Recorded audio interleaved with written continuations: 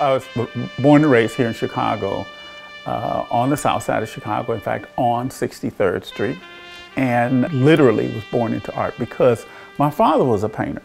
And so our home, even though it was very small, was always filled with art. The very first piece was in 1968. That's when I was in college at the University of Chicago, and my roommate came back to the room with a lithograph that he had done in class and negotiated the astronomical sum of $10 for this piece. It's interesting how one defines a collector. I define a collector as someone who keeps acquiring art after their walls are full. So that when you look at Patric's, I mean, the walls here have been full for a while. I had avoided acceptance of the term for decades. The moment you say art collector, they automatically think you're rich.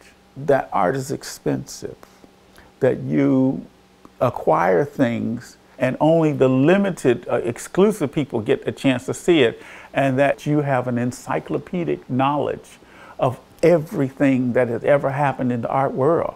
All of those myths, I believed at one time.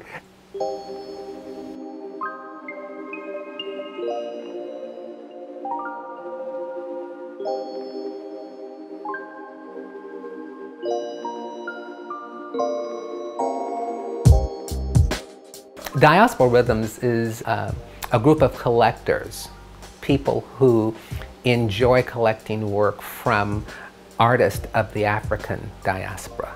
By collecting their works, we preserve their words, we preserve their images. I happen to live in the African American community, but I believe all the communities here in Chicago are very rich.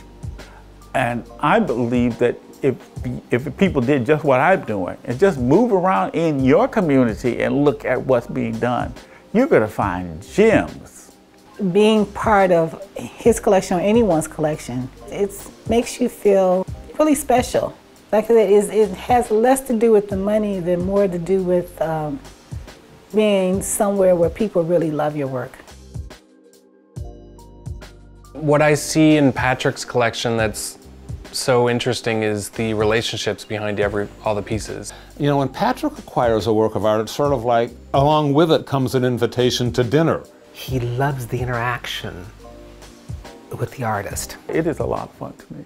I can't get enough of it, really.